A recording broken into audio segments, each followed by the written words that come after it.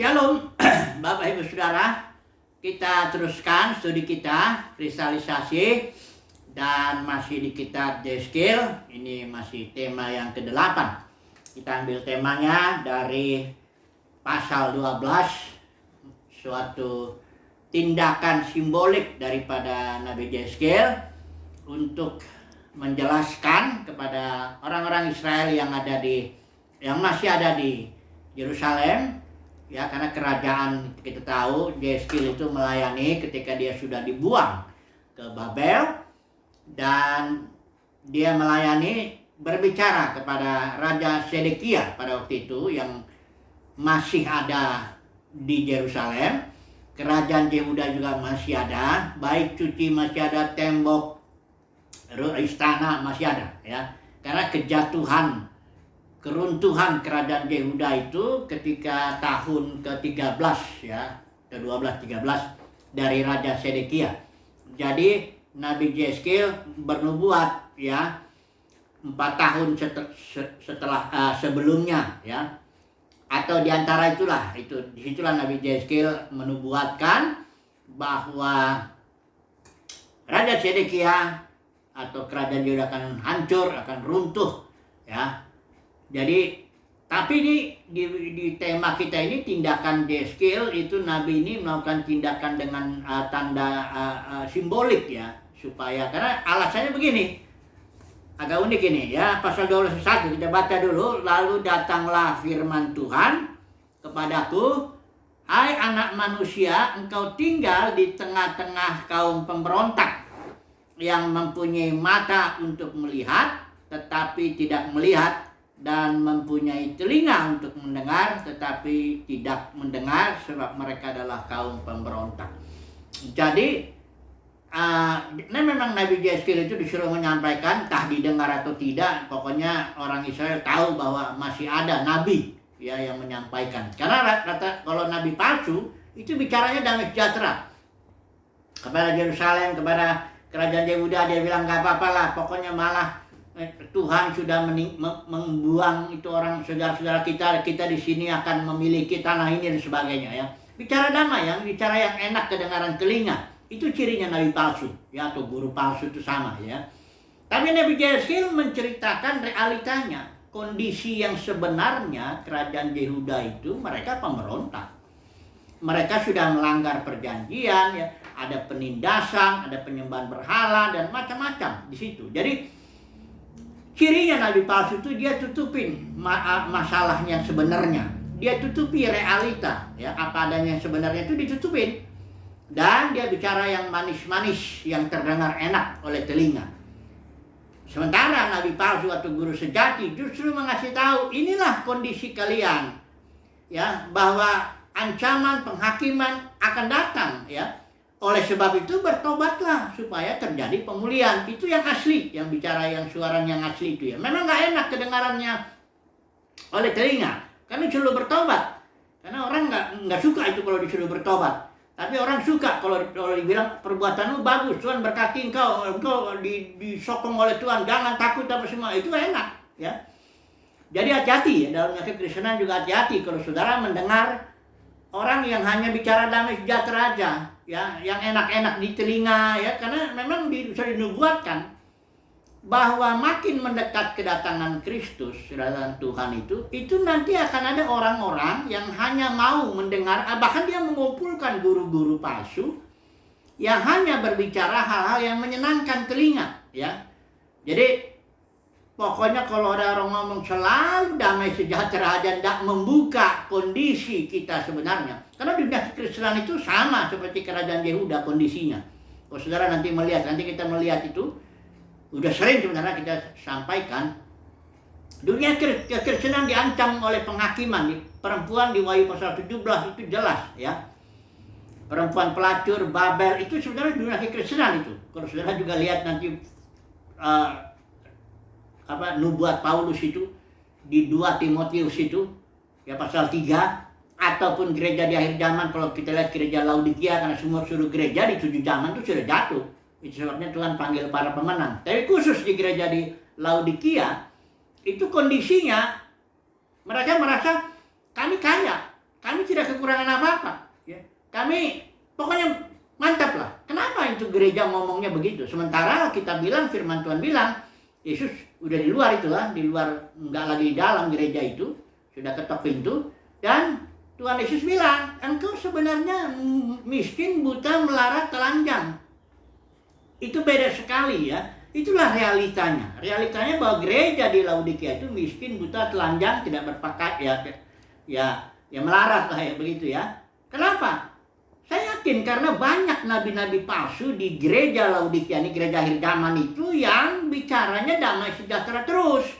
Nggak dibukakan kondisi yang sebenarnya dunia kekristenan. Dunia kekristenan ini adalah pecahan daripada gereja yang sesungguhnya, yang Yesus mau bangun itu. Aku akan mendirikan gerejaku, kata Tuhan Yesus. Itu pecah menjadi puluhan ribu denominasi. Itulah dia sekarang. Masing-masing itu kerajaan-kerajaan manusiawi itu. Masing-masing denominasi punya rajanya. Saudara, bahkan nama rajanya sering disebut di situ. Calvinis lah, Lutheran, atau berdasarkan ajarannya dan macam-macam. Saudara akan tahu. Kalau nggak percaya, datang aja lah ke satu gedung denominasi. Nggak lama lagi saudara akan temu. Di situ siapalah jagoannya yang akan menentukan segala-galanya. Bisa mecat orang siapa, bahkan wakilnya pun bisa dipecat. Barangkali seluruh aset fasilitas yang di situ milik dia. Ya, jadi ada rajanya di situ. Nah ini bukan gereja yang dibangun, yang direncanakan akan dibangun Tuhan Yesus. Jadi ketika Tuhan bilang, apa mendirikan gerejaku, maka terus gereja itu jatuh. Tuhan panggil para pemenang, ya, untuk keluar dari seperti Wahyu 18 ayat 4, keluar dari sistem yang udah jatuh, ajaran Jebel, Biliam, Nikolaus, ya. Itu Yesus bekerja di luar itu. Saudara lihat kalau Yesus itu ketok pintu gereja Laodikia, itu berarti Yesus ada di luar. Dia tidak di dalam. Dan Yesus tawarkan itu makan, artinya bersekutulah dengan aku. Kalian jangan hanya ritual aja, merasa diri kaya, diberkati, merasa diri nggak kekurangan apa-apa dan sebagainya. Padahal yang sebenarnya nggak begitu, ya. Karena kenapa? Gereja Laodikia ini jelas dia melihat hal-hal yang lahiriah. Dia lihat gedungnya barangkali besar, pengikutnya banyak, atau barangkali sekolahnya bagus, atau barangkali ya kayak gitu-gitulah ya. Sementara Tuhan melihat batinnya. Di dalam batin ini orang cinta uang enggak, ini orang ini sebenarnya ikut Tuhan atau enggak, atau cari berkat, ini orang betul-betul nyembah Tuhan atau nyembah berhala atau mamon atau apa. Nah itu yang dilihat Tuhan, batinnya itu. Sehingga penilaian Tuhan ketika dilihat batinnya gereja Laodikia itu, maka batinnya ini ada 4 disebut. Miskin, buta, telanjang, melarat, ya kira-kira begitulah. Nah, inilah dia kondisi yang di Yeskiel itu ketika dia melayani kerajaan Yehuda itu, itulah kondisinya. Ya, sedang diancam untuk kepembuangan, ya, pembuangan. Nanti kita lihat ya. Ada 3 poin lah kalau boleh kita melihat di sini ya, dari pasal 12. Kita nggak usah baca semua. Poin pertama, Yeskiel melakukan tindakan simbolik, dia bawa barang-barang itu kayak orang buangan pergi keluar dan tidak melihat tanah. Kalau di situ nanti kita sudah baca sendiri pasal 12 itu, Yeskiel itu tidak melihat tanah. Tanah itu sebenarnya tanah Israel. Kalau dalam konteks perjanjian lama itu tanah Israel itu warisan, ya, yang dijanjikan Tuhan kepada Abraham dan keturunan. Itu warisan itu sangat berharga sekali ya. Apalagi yang Hebron itu tempat di mana Abraham dan leluhur Israel itu Ishak dan Yakub dikubur di situ. Sangat berharga sekali bagi orang Israel. Tanah perjanjian itu pemberian Tuhan dan sangat berharga sekali. Orang yang mendapatkannya dia berkenan di hadapan Tuhan dalam konteks perjanjian lama. Kalau dalam konteks perjanjian baru nanti kita lihat bahwa itu konteks perjanjian baru, gereja itu warisannya itu adalah kepenuhan Kristus. Nantilah kita lihat.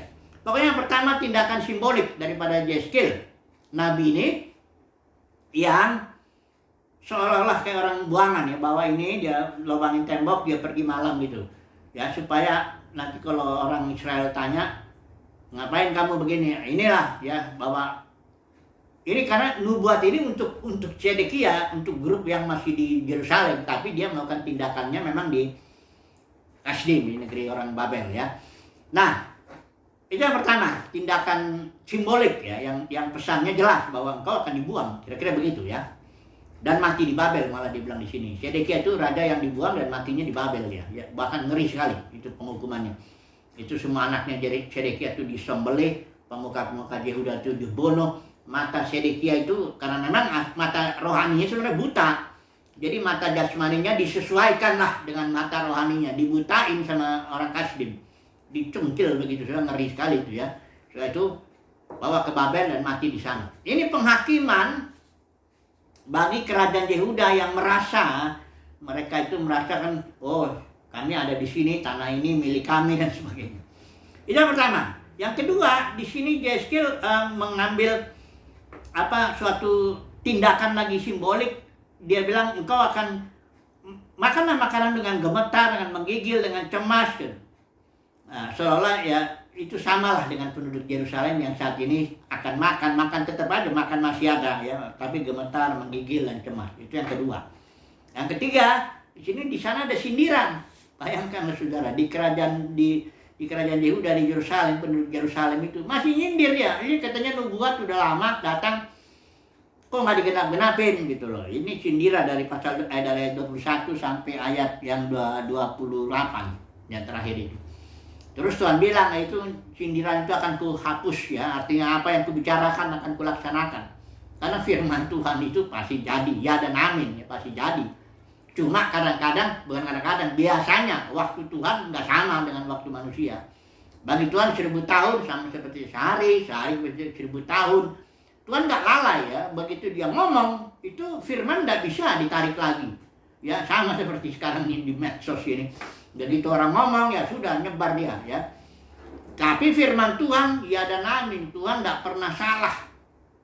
Apa yang ku sampaikan tidak akan ku tarik lagi kata Tuhan. Itu pasti jadi. Firman itu nggak mungkin gagal.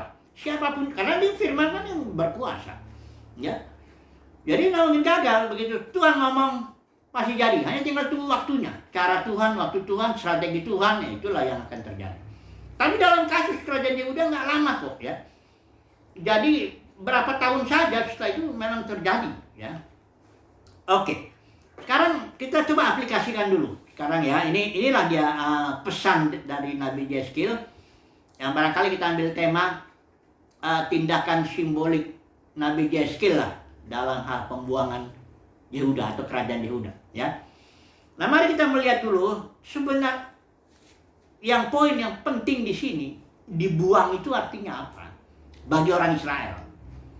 Artinya kalau dibuang itu, orang Israel itu kehilangan warisan. Itu artinya. Ya. Karena warisan orang Israel dalam konteks perjanjian lama itu tanah. Ya. Dan memang selalu yang lahiriah. Kalau lihat berkat Abraham, dia akan mendapatkan keturunan yang banyak. Ya.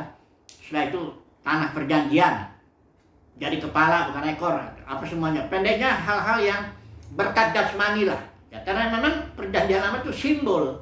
Sementara nanti perjanjian baru itu penggenapannya. Nah, kita mau lihat untuk berkat Abraham untuk bangsa-bangsa lain. Nah, ini yang kadang-kadang orang kutip-kutip perjanjian lama nggak tahu dia dikutip-kutip berkat perjanjian lama, dibilang engkau kepala bukan ekor. Itu artinya gini, berkat jadi kepala itu untuk bangsa Israel. Bangsa Israel yang jadi kepala karena istilah perjanjiannya itu engkau akan menjadi bangsa yang kudus, umat kesayanganku ya. Jadi engkau kepala. Bangsa-bangsa lain ini ekor. Bukan artinya Tuhan tidak cinta bangsa-bangsa lain. Tapi bahwa Israel dipilih untuk jadi berkat, diberkati dan jadi berkat untuk bangsa-bangsa lain. Nah, ini ayat ini saya sering lihat sih, itu sering dikutip itu sama berkat pendeta gitu. Engkau akan jadi kepala bukan ekor.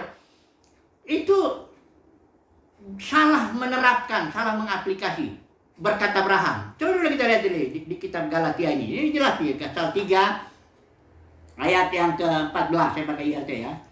Supaya di dalam Kristus Yesus, jadi karena kematian, kebangkitan, kenaikan Yesus inilah bangga dikatakan di sini. Berkat Abraham dapat sampai kepada bangsa-bangsa lain. Apa itu berkat Abraham? Apa jadi kepala bukan ekor? Apa dapat tanah Israel? Bukan.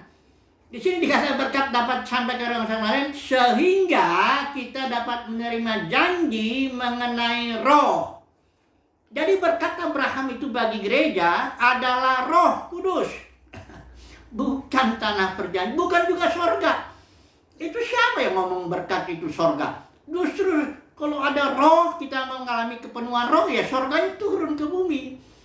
Jadi orang-orang ini, banyak orang dalam kekristenan, khotbah-khotbah diarahkan ke sorga. Itu pun kalau nanti kita mati, baru kita masuk sorga itu satu tempat, katanya jalannya dari emas, kita nyanyi-nyanyi di sana. Ini dongeng ini. Dongeng-dongeng para pengkhotbah yang nggak paham berkat Abraham.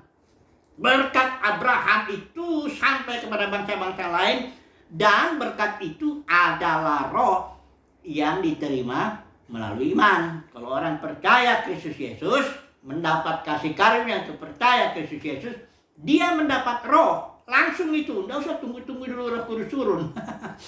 Ada yang tunggu-tunggu dulu Roh Kudus turun, ada 10 hari, macam-macam lagi. Aduh. Jadi, tapi harus dipahami, roh yang diterima ketika pencurahan Roh Kudus di hari Pentakosta itu masih arabon, artinya istilah Yunani itu artinya DP, panjar, atau DP, down payment itu ya. Coba dulu kita lihat ya. Efesus 1 ayat yang ke 14. Kita baca dulu ini. Jadi setiap orang yang mendapat kasih karunia percaya Kristus itu dimeteraikan, dikatakan di sini 13. Dimeteraikan dengan apa? Roh perjanjian yang kudus. Jadi sudah ada roh. Hanya dikatakan 14, tapi itu merupakan jaminan, atau istilah Yunani itu arabon, atau kata benda itu artinya earnest atau garansi. Sudah tahu ya, kalau DP itu artinya kalau orang beli sesuatu, bayarnya hanya panjarnya aja, itu berarti sedikit. Tapi itu jaminan justru bahwa akan terjadi pembayaran full nanti, ya. Nah kayak gitulah kita, gereja ini dapat hanya Roh Kudus, yang pencurahan Roh Kudus yang di Pentakosta itu, penggenapan itu hanya DP saja, bukan roh yang tidak terbatas, bukan full. Beda dengan yang diterima Yesus. Ketika Yesus itu di situ dia melayani dengan roh yang full.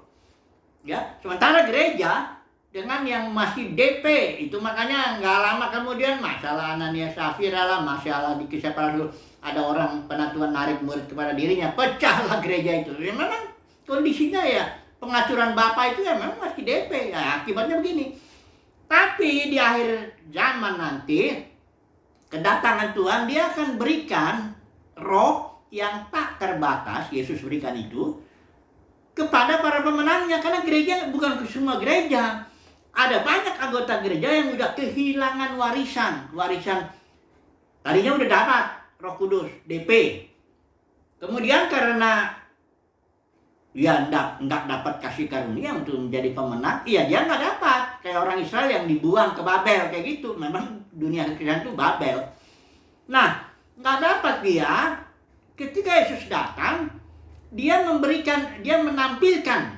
Coba baca deh Roma 8 itu sering, enggak usah dibaca lah. Roma 8 ayat 19 sudah sampai 21. Itu berbicara ketika Yesus datang, dia nggak ngangkat orang ke surga. Nah, ini kan ajaran-ajaran, apalagi ada ajaran rapture lagi, ngawur itu. Kedatangan Yesus itu untuk memberikan apanya? DP-nya kan udah, memberikan rohnya. Di sinilah dia akan berikan rohnya yang tidak terbatas. Itu makanya Yesus bilang, engkau akan melakukan perbuatan yang lebih besar dari aku. Ya. Aku di sini sendiri melakukan dengan roh yang tak terbatas. Tapi nanti di sini Kristus yang adalah putra-putra Elohim yang akan ditampilkan kepada seluruh ciptaan, ini akan melakukan pekerjaan lebih besar daripada yang dilakukan oleh Kristus Yesus yang pribadi sendiri. Kenapa? Rohnya yang diterima warisannya udah full, penuh, udah tak terbatas mendapat warisan. Ya, dengan warisan roh itulah maka putra-putra Elohim ini melakukan pelayanan, melayani ciptaan sampai Bapa menjadi semua dalam semua. Kerajaan sorga turun ke bumi, ya. Kayak Yerusalem baru itu turun dia ke bumi. Di situ kerajaan ini menaklukkan segala sesuatu sampai setiap lutut bertelut, lidah mengaku Yesus adalah Tuhan, ya. Jadi pekerjaan ini Ini luar biasa nih, warisan gereja tuh luar biasa. Bukan sorga, kita diangkat ke sana, nyanyi-nyanyi sesuatu, dilempar sebagian manusia ke neraka selama-lamanya. Ini ajaran yang ngawur yang dimulai oleh Agustinus yang diakui Bapak Gereja. Sebenarnya udah nggak ada gereja di zaman Agustinus. Abad keempat, abad kelima, abad keempat ya. Nggak ada lagi gereja udah pecah menjadi ribuan denominasi. Yang nggak tahu sih di zaman udah ada berapa. Sekarang diperhitungkan 40.000 itu diperhitungkan ya, sekitar segitulah. Dan itu bertambah terus karena nggak pernah ada saya seumur hidup saya di dalam melanglang dunia melanglang buana dalam dunia kekristenan, nggak pernah saya lihat ada organisasi menyatu. Yang saya lihat pecah terus ya, terutama Pentakosta itu gerakan-gerakan Pentakosta atau karismatik itu banyak tuh pecah tuh, masing-masing kan merasa dipimpin roh kan pecah-pecah semua. Nah, jadi tindakan Yeskiel, kalau kita kembali lagi ke sini sebentar, itu suatu tindakan simbolik. Dia nggak lihat tanah. Waktu disuruh itu si Yeskiel, kau jangan lihat tanah, ya, supaya mereka tahu, sadar ya, bahwa mereka tidak akan mendapat warisan, dibuang. Ya, dibuang itu artinya itu ya, tapi itu pun pembentukan, disiplin, karena tetap Tuhan yang namanya ya artinya umat Tuhan ya, kalaupun dibuang ya tetap Tuhan setia dengan perjanjiannya. Bangsa Israel gagal memelihara perjanjian lama. Tuhan bikin yang baru melalui Yesus Kristus. Karena Yesus Kristus itu dia bikin perjanjian baru, terutama untuk Israel dulu. Perjanjian baru itu bukan untuk bangsa-bangsa lain, nanti lah bangsa-bangsa lain dapat itu nanti. Tapi yang utama ini ya, untuk Israel. Jadi Tuhan akan memulihkan Israel dalam konteks perjanjian baru. Makanya dalam Ibrani pasal 8 itu bagian terakhir itu, coba saudara lihat itu. Perjanjian lama sudah dekat dengan kehancurannya. Coba dulu kita baca ya.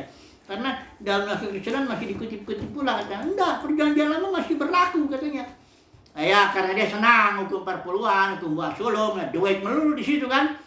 Memang kalau pengkhotbah UUD ini ya dia akan apa, nggak dia lihat bahwa perjanjian lama itu jasmani, perjanjian baru penggenapannya realitanya spirit, roh.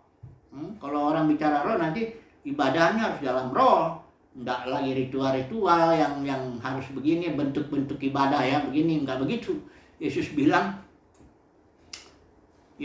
sudah, ibadah yang sekarang ini adalah untuk konteks perjanjian baru ya, itu ibadah dalam roh dan kebenaran. Artinya nggak lagi simbol. Kebenaran itu aleikeia, itu artinya realita, apa dan sesuatu. Jadi mengikuti pimpinan Kristus. Itulah ibadah. Ibadah itu 24 jam sehari mengikuti pimpinan Kristus yang dalam batin. Itulah ibadah. Bukan yang datang-datang melakukan ritual-ritual bentuk-bentuk ya. Terus kita lihat dulu ini perjanjian lama ini. Banyak nih yang lihat ini memang sengaja dia, karena saya tahu maksudnya itu, ujung-ujungnya kemana itu. Ya inilah makanya khotbah yang UUD, ujung-ujungnya duit ya. Terus kita lihat, saya katakan Ibrani 8 ayat 13. Dengan mengatakan baru, ini Ibrani itu bicara konteksnya seluruh Ibrani, bicara kata kuncinya better, lebih baik. Dibandingkanlah Yesus itu lebih baik daripada Harun imam besarnya ini. Kalau ini peraturannya kan Melkisedek. Yesus lebih hebat daripada Musa ya. Kalau Musa kan hanya pelayan di rumah Bapa, kalau Yesus itu sebagai anak dan sebagainya. Perjanjian lama perjanjian baru dibandingkan juga. Dan terakhirnya kesimpulannya begini. Dengan mengatakan baru, perjanjian baru, dia telah membuat yang pertama atau perjanjian lama menjadi usang. Dan apa yang menjadi usang dan menjadi tua sudah dekat kepada kemusnahannya. Jadi perjanjian lama sudah dekat kepada kemusnahan, dalam arti bukan dia dibatalkan, tapi dia sudah digenapi melalui kematian, kebangkitan, dan kenaikan Yesus itu. Karena apa yang Yesus lakukan itu semuanya penggenapan daripada perjanjian lama. Sudah seluruhnya ya, di kayu salib Yesus sudah, it is finished, tetelestai, semuanya. Jangan bilang lagi masih ada kok hukum perpuluhan. Memang dasar cinta uang ini. Masih ada kok buah sulung, lebih gila lagi tuh. Gua dibilang itu seluruh hasilmu 1 bulan Januari kasih ke sini, store. Aku yang ngatur. Waduh. Tapi anehnya ya itu dipercaya. Itulah dia ya. Di kitab Yeskiel ini juga dibilang Umat Tuhan itu senang mendengar yang tipu-tipu itu, yang bohong-bohong ya. Karena apa ya? Karena hatinya umat Tuhan itu sama dengan hati nabi palsunya itu, sama atau sefrekuensi ya. Ya, saudaraku, kalau misalnya orang cinta uang ya, dengar hal-hal yang mengenai uang itu kan dia senang. Walaupun dia sedang ditipu itu apa, pokoknya kalau bicara uang, oke lah ya. Inilah yang terjadi ya. Kesimpulan kita ambillah dulu ya. Panjang ini kalau kita mau bicara tentang dunia kekristenan aplikasinya nih. Kesimpulannya dulu lah ya kita ambil. Yang pertama kesimpulannya, sebagaimana kerajaan Yehuda runtuh, katakanlah begitu ya, pasti dibuang ke dalam pembuangan ya. Begitu juga dunia kekristenan. Sesuai dengan ini, saya nggak sedang berbuat ngawur-ngawur gitu, enggak, itu sesuai, udah tertulis kok ini. Saudara baca aja Wahyu pasal 17-18, jelas di situ. Perempuan itu selalu simbol gereja, hanya cirinya dari perempuan di Wahyu 17 itu adalah dia pelacur. Apa itu artinya pelacur? Menerima semua benih dari pria itu, yang nggak dari suaminya aja. Ya, dia benih ajaran firman Tuhan, terima. Benih ajaran Jezebel, perampasan otoritas, terima. Benih ajaran Nikolaus menaklukkan kaum awam, denominasi taklukkan kaum awam, saya ini orang yang diurapi, saya pemimpinnya, itu terima. Ada lagi ajaran Bileam, itu juga terima. Wah, lebih gila lagi perdagangannya itu. Itulah dia pelacur, itulah dia dunia kekristenan ya. Dan di pasal 18 itu akan dihakimi ya. Jadi, tapi kalau orang nggak akan mau bicara begini kalau dia nabi palsu ya, karena dia akan bicara damai, nggak apa-apa kok, kita sudah diberkati ya, kita ada perpecahan, malah yang ini Tuhan izinkan yang perpecahan ini supaya kita berkembang katanya. Ampun dah, justru gereja mula-mula sebelum pecah itu dalam 200 tahun aja udah dunia yang dikenal pada waktu itu ditaklukkan ya. Tapi setelah pecah ya udah sekarang ini. Berapa sih orang Kristen ini sebenarnya? Dan kalau hitung-hitung sepertiga katanya ya. Ya, sepertiga orang Kristen dari dunia ini ya. Berapa sekarang dunia? 7 miliar lebih apa berapa? Pertiganya itu pun yang udah lahir baru sungguh-sungguh tuh berapa ya. Jadi makin hancur ya, namanya udah hancur lah, makin kurang lah kekuatannya. Kesimpulan yang pertama, bahwa sebagaimana kerajaan Yehuda akan dibuang ke Babel, demikianlah dunia kekristenan akan mengalami penghakiman ya. Itu yang pertama kesimpulannya. Kedua, makna pembuangan itu artinya kehilangan warisan. Sebagaimana Israel kehilangan warisan yang adalah tanah perjanjian, maka gereja yang sudah dibuang ini, pecah dunia kekristenan ini, kehilangan warisan. Apa warisan gereja?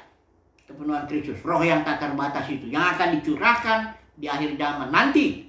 Ya, belum sekarang. Kalau sekarang masih ada roh yang Arabon, roh yang DP, merupakan panjaraja. Nanti akan ada ketika Tuhan Yesus datang, dia akan mencurahkan, akan memberikan ya sesuai dengan janjinya warisan kepada gereja. Tapi bukan gereja seluruh anggota dalam kekristenan, bukan berarti seluruh yang Arabon, karena tiap gereja di pasal Wahyu pasal 3 itu ada para pemenangnya yang mendapat kasih karunia untuk jadi pemenang. Karena dalam kekristenan itu banyak yang dipanggil, ini hanya dapat Arabon, tapi yang dipilih dan yang setia itu nanti mendapatkan kasih karunia untuk menerima roh yang tak terbatas. Untuk apa menerima?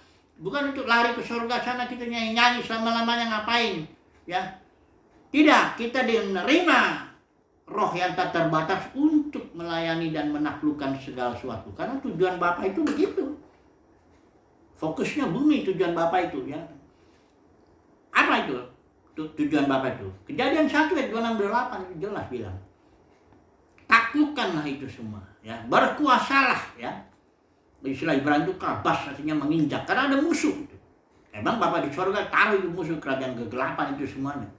Itu harus ditaklukkan. Rampas semuanya barang-barang dia, itu manusia-manusia yang dijerat itu, termasuk orang-orang dalam dunia kekristenan yang dijerat oleh kegelapan seperti itu akan dibebaskan.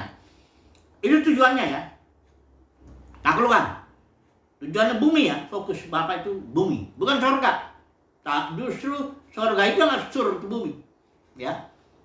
Nah, setelah itu karena tujuannya nggak berubah, ingat ya, sekali Tuhan ngomong nggak akan ada perubahan apapun, itu harus jadi bahwa manusia harus menaklukkan. Tapi bagaimana caranya? Itulah di akhir zaman. Ketika Tuhan Yesus mencurahkan rohnya yang tak terbatas dan tampilnya putra-putra Elohim yang tertulis di Roma pasal 8 ayat 19 sampai 21. Disitulahnya ciptaan akan dibebaskan. Kita yang mendapat kasih karunia untuk dipanggil, dipilih dan setia, kita akan melayani ciptaan. Jangan sudah bayangkan kita akan diangkat naik-naik di sana, nyanyi-nyanyi di jalan yang ada emasnya. Ada lagi yang bisa bilang gini, nggak ada khotbah di sana katanya, kita nyanyi aja terus. Ya, ada seorang pengkhotbah yang sering saya lihat tuh, karena dia latar belakang pemusik, ya udah dia ngomongnya, dia sering ngomong soal penyembahan. Katanya di surga di sana entah di mana, pokoknya nyembah Tuhan aja lah, ya nggak ada khotbah lagi, yang ngawur. Kita di sini bukan soal khotbah atau nggak khotbah. Khotbah itu, ya di sini tuh kita membebaskan ciptaan dari perbudakan kebinasaan. Karena upah dosa itu maut, bukan neraka kekal. Upah dosa itu maut, dan kita akan taklukkan di sini sampai setiap lutut bertelut, setiap lidah mengakui salah Tuhan, sampai Bapa menjadi semua dalam semua. Artinya Bapa bisa mengekspresikan dirinya melalui semuanya. Haleluya, amin.